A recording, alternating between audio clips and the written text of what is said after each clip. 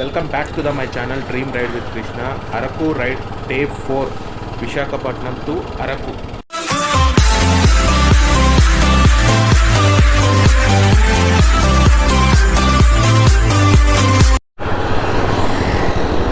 ఇప్పుడే విశాఖపట్నం నుంచి స్టార్ట్ అయ్యాము అరకుకి. ఇక్కడి నుంచి 116 కిలోమీటర్స్, 3 hours 8 minutes చూపిస్తుంది. ఇప్పుడు టైం అయితే ఎగ్జాక్ట్గా 1 o'clock అవుతుంది. రీచ్ టైం అయితే 4 o'clock చూపిస్తుంది. కొన్ని ప్లేసెస్ అయితే ఇంకా ఫుల్ఫిల్గా ఏది ఓపెన్ చేయలేదు, అన్నీ కొన్ని రిస్ట్రిక్షన్స్తోనే ఉంటున్నాయి. అరకులో పరిస్థితి ఎలా ఉంటుందో అయితే తెలీదు. ప్రస్తుతానికైతే అరకు బయలుదేరుతున్నాం. సిటీ ట్రాఫిక్ అయితే భయంకరంగా ఉంది. 6 kilometers వచ్చాం, 20 minutes టైం పట్టింది. భయంకరంగా ట్రాఫిక్ జామ్ ఉంది అసలు. దానికి తోడు పెళ్ళిళ్ళ సీజన్ ఒకటి. అసలు చూడండి, వెంట వెంటనే పెళ్లి మండపాలు, ఫుల్ ట్రాఫిక్ జామ్ అసలు. ఫుల్ పెళ్ళి, మంచి జోష్, మంచి మస్తీలో ఉన్నారు. బీచ్లో స్నానం చేసి బట్టలు ఆరలేదు. ఆ బట్టలు చూడండి, ఆ బండికి మొత్తం ఇలా వేసాం. అదేదో ఒక షాట్ నెంబర్ ప్లేట్ మూసేసినట్టుంది. మొత్తానికైతే సిటీ దాటి హైవే ఎక్కాం.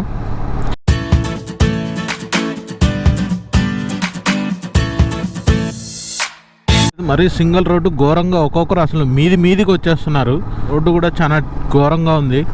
ఘోరంగా వస్తున్నారు అసలు బస్సుల్లో అయితే.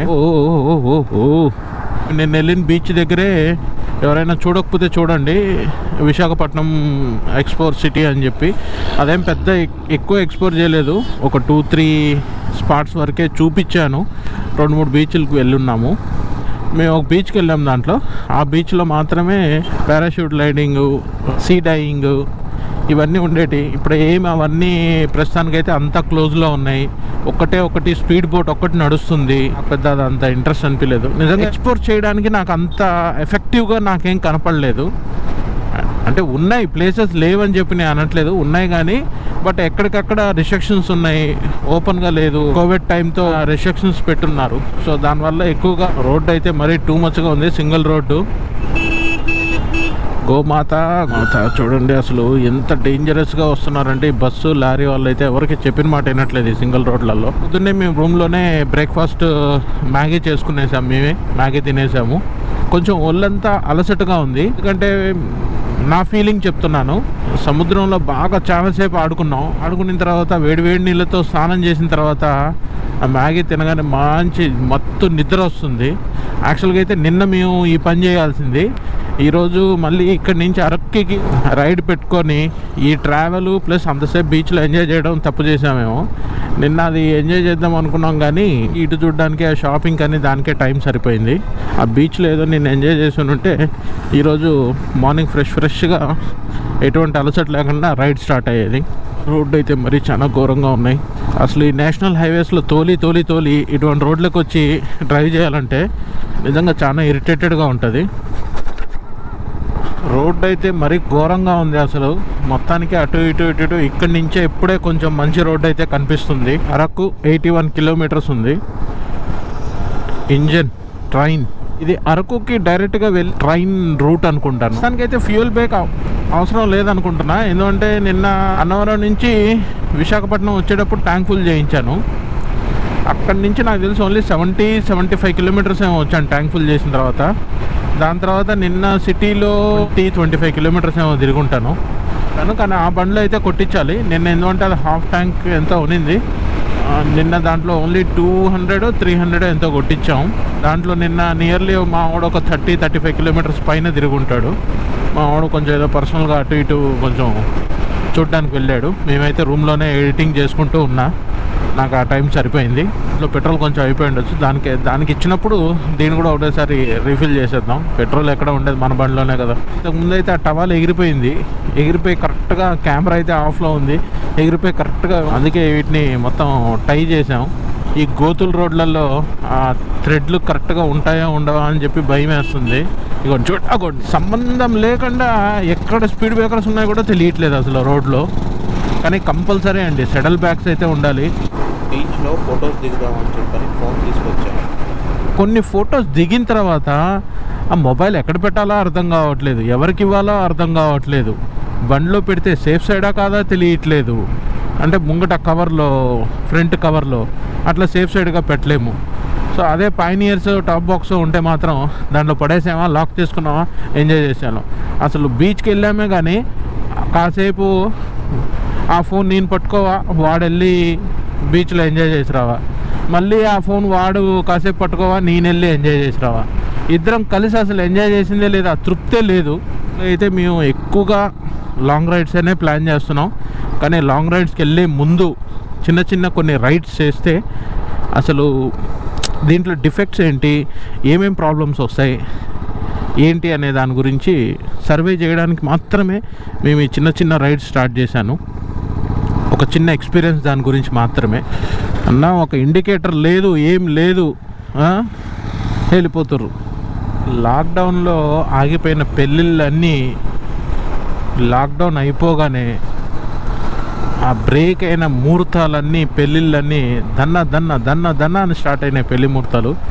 నాకు తెలిసి ఈరోజు ఒక్కరోజే నేను మోర్ దెన్ 40 to 50 మ్యారేజెస్ పైన చూసుంటా, ఓన్లీ ఫ్రమ్ విశాఖపట్నం నుంచి. ఇప్పుడు నేను వచ్చిన ఈ అరకు, ఈ డెస్టినేషన్ వరకు. ఇది అరకు వెళ్ళే దారిలో ఎస్కోట అంట, చిన్న టౌన్ లాగా ఉంది ఇది.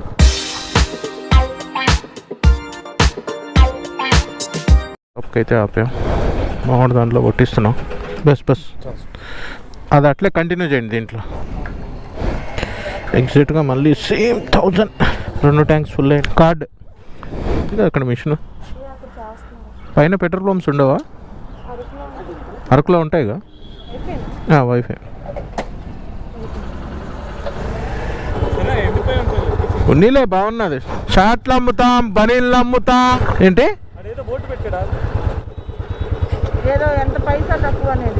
ఈరోజు చదువు వస్తావా, రేపు వస్తావా? టోల్ గేట్ ఉంది, ఎవరు ఏమో ఆప్ అయితే చెక్ చేయట్లేదు. తనకైతే ఘాట్ రోడ్ ఇప్పుడే స్టార్ట్ అయినట్టుంది. నేను చెప్పాను కదా వెనక పోలీస్ చెక్ పోస్ట్ దగ్గర నుంచి ఇగోండి ఇక్కడ ముంగట చెక్ పోస్ట్ ఉంది. ఈ చెక్ పోస్ట్ నుంచి ఘాట్ రోడ్ స్టార్ట్ అనుకుంటాను. ఒకసారి మ్యాప్ పెట్టి చూస్తే ఫారెస్ట్ డిపార్ట్మెంట్ ఇప్పుడే తెలుస్తుంది. చల్లగా ఈ చేతులకి తగులుతుంది చల్లగా. ఎట్లంటే మన ఏసీ ఎదురుగా చేతులు పెడితే ఎలా వస్తుంది ఆ ఫీలింగ్, అలా చల్లగా ఇప్పుడే స్టార్ట్ అయింది.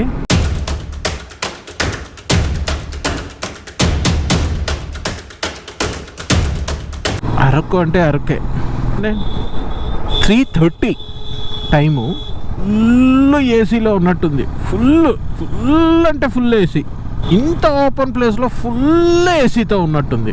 అండ్ టర్నింగ్ పాయింట్స్ దగ్గర చాలా జాగ్రత్త. ఎందుకంటే కుక్కలు, కోతులు బాగా, నేను ఇప్పుడు ఈ ఎంట్రన్స్ అయిన ఒక 4-5 కిలోమీటర్స్లో నేను పడ్డ ఎక్స్పీరియన్స్ అది. అరకుకు వచ్చే రోడ్ అయితే అక్కడ అసలు భయంకరంగా చాలా ఇరిటేటెడ్ ఫీల్ అయ్యాము. ఇక్కడైతే అసలు చాలా అదే అట్లుందంటే ఘాట్ రోడ్ ఎట్లుంటుంది అని చెప్పని చాలా భయపడ్డా. రోడ్ అయితే చాలా సూపర్గా ఉంది. నాకైతే అసలు చెప్పలేనంత ఆనందంగా ఉంది ఈ రోడ్లో బైక్లో ఇట్లా డ్రైవ్ చేస్తూ, ఈ చలి అలా తగులుతూ. ఆ మూమెంట్ అయితే మాటలతో ఎవరైనా వచ్చిన వాళ్ళ నుండి ఆ ఫీల్ ఆల్రెడీ మీరు చూసుంటే కామెంట్ చేయండి. లేదు ఎవరైనా వచ్చిన తర్వాత ఫీల్ చూసి కామెంట్ అయినా చేయండి. అయ్యా ఎంత షార్ట్, ఎంత బనీన్, ఎంత ఊరు అమ్ముతారు, ఊరికి పల్లెటూరులో వెళ్ళి అమ్ముతారు చూసావా? రోడ్డు చూడండి మొత్తం గ్రీన్ మధ్యలో దారి. ఇక్కడ ఎక్కిన తర్వాత అసలు రోడ్డు చూడండి పిచ్చి తాడు ఉన్నట్టుంది రోడ్డు. చూసారా రోడ్డు ఎట్లుందో? జిగజిగగా ఉంది.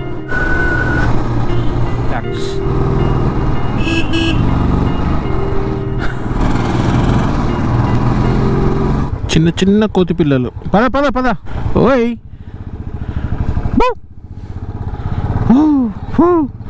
ఈ డ్రైవర్స్కి అయితే నిజంగా మొక్కి సలాం పెట్టచ్చు. ఈ రోడ్లో ఇంత పెద్ద కంటైనర్. ట్రైన్ ట్రాక్ వెళ్తుంది చూడండి. ట్రైన్ ట్రాక్ పైన ఉంది, గూడ్స్ ట్రైన్ వెళ్తుంది. సెకండ్ థర్డ్ మెయింటైన్ చేయాలి, లెగుస్తుంది. టు రైల్వే స్టేషన్ అంట. ఇక్కడ రాయ్ ఫాల్స్ ఇట్లా పడిపోయింది, దాన్ని అలానే తీయకుండా వదిలేశారు. చూసింది ఇదే జంగిల్ బెల్స్. జంగిల్ బెల్స్ దీంట్లోనే ఉందామని వచ్చాం. ఆ రిసార్ట్స్ చాలా బాగుంటాయండి. వీలైతే రేపు ఒక్కరోజు ఇక్కడ స్టే చేయడానికి ట్రై చేస్తాను. నాకు తెలిసి ఇది 5 years బ్యాక్ పుష్కరాలకు వచ్చినప్పుడు మేము వచ్చాము ఇక్కడికి. అప్పటికే మేము అరకులో 2 days ఉన్నాం పైన ఉండి. రిటర్న్ వచ్చేటప్పుడు మాకు వేరే వాళ్ళు చెప్పారు అక్కడ జంగిల్ బెల్స్లో అసలు ఫుల్ అడవిలో మంచి దానికి వుడెన్ హౌసెస్ ఉంటాయని, దాంట్లో ఉండాలని చాలా ట్రై చేసాము ఆ రోజు. కానీ అక్కడ ఏంటంటే అండి ఇంకోటి మెయిన్ సిగ్నల్స్ ఉండవు, కరెంటు ఏదో టైం నుంచి ఏదో టైం వరకు పవర్ ఉండదు. ఇవ్వండి చిన్న వాటర్ ఫాల్స్ ఇక్కడ. అక్కడి నుంచి మనం వచ్చింది ఇంక మధ్యలో ఒక రైల్వే ట్రాక్ ఉంది. రోడ్డు చూడండి అసలు ఎట్టుందో, ఏదో పిచ్చి గీతలు.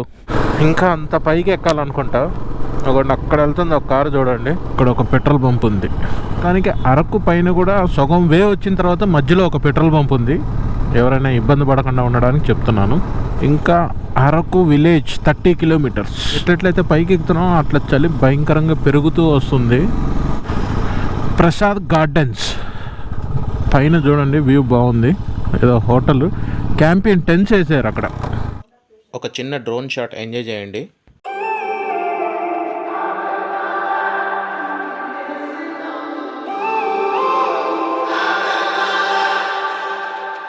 When I'm up through the night, I can't turn down the noise. Say all the words out of my mind about who I'm supposed to be. I start to believe I can't get it right.